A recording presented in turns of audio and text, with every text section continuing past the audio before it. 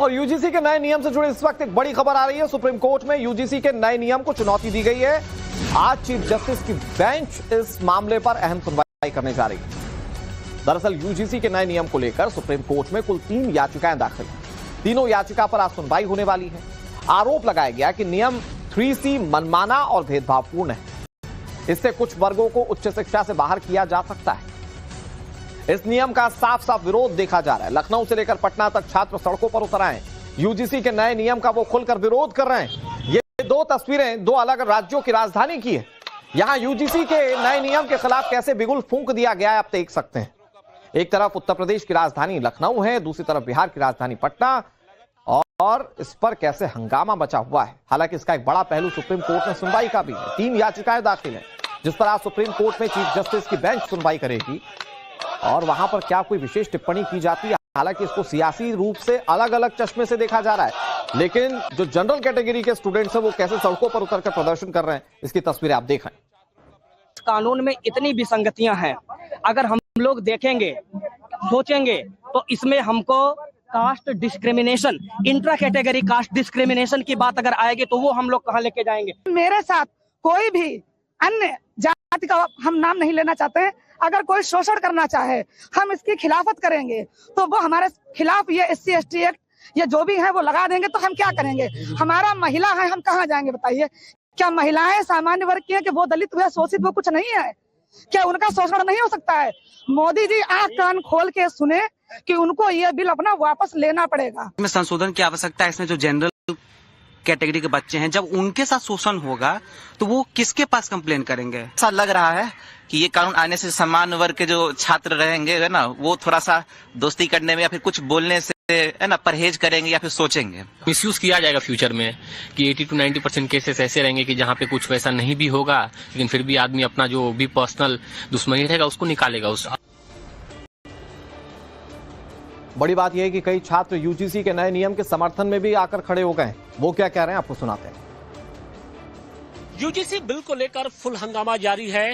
UGC के bill के विरोध में बहुत सारे जो लोग हैं वो सड़कों पर हैं। लगातार हंगामा देखने को मिल रहा है। कहीं धरना हो रहा है, कहीं प्रदर्शन हो रहा है, कहीं खून से खत लिखा जा रहा है, तो कहीं चूड़ियां भेजी जा रही हैं। और इन सब के बीच में बहुत सारे ऐसे लोग हैं जो इस बिल का समर्थन भी कर रहे हैं। खासतौर से जो ओबीसी समाज के जो लोग हैं वो इस बिल का समर्थन कर रहे हैं, क्योंकि पहली मर्तबा हो रहा है जब उन्हें भी इस बिल में जगह दी गई है। देखिए, इस वक्त हमारी मौजूदगी काशी विद्यापीठ के नरेंद्र देव छात्रावास में है और हमारे साथ ओबीसी समाज से जुड़े कुछ लोग हैं, कुछ छात्र हैं। हम उनसे बात करेंगे कि वो इस बिल को किस तरीके से देखते हैं, उनका क्या नजरिया है, क्योंकि उनको भी पहली मर्तबा इस बिल में शामिल किया गया है। किस तरीके से देख रहे हैं आप लोग?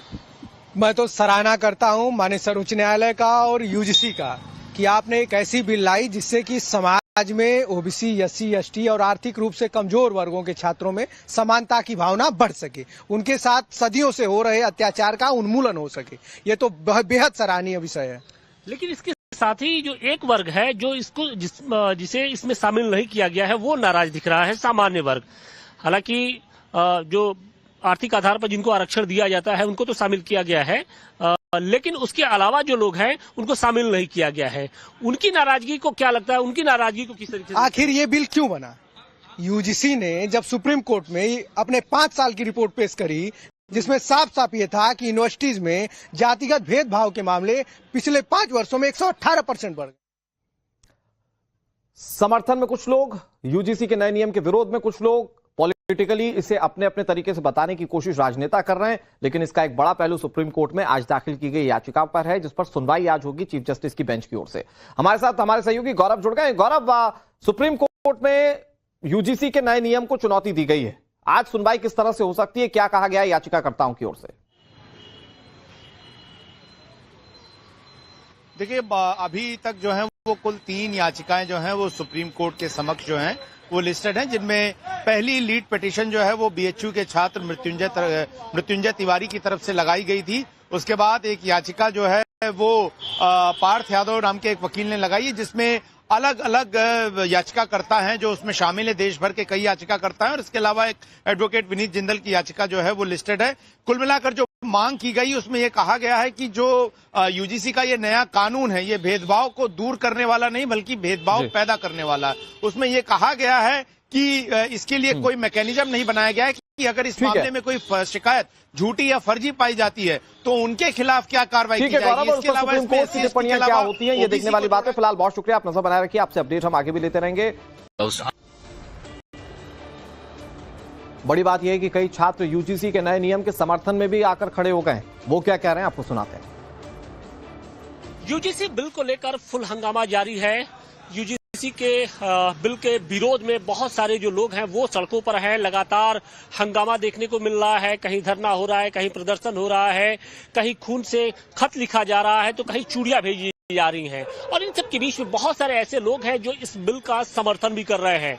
खासतौर से जो ओबीसी समाज के जो लोग हैं वो इस बिल का समर्थन कर रहे हैं, क्योंकि पहली मर्तबा हो रहा है जब उन्हें भी इस बिल में जगह दी गई है। देखिए, इस वक्त हमारी मौजूदगी काशी विद्यापीठ के नरेंद्र देव छात्रावास में है और हमारे साथ ओबीसी समाज से जुड़े कुछ लोग हैं, कुछ छात्र हैं। हम उनसे बात करेंगे कि वो इस बिल को किस तरीके से देखते हैं, उनका क्या नजरिया है, क्योंकि उनको भी पहली मर्तबा इस बिल में शामिल किया गया है। किस तरीके से देख रहे हैं आप लोग?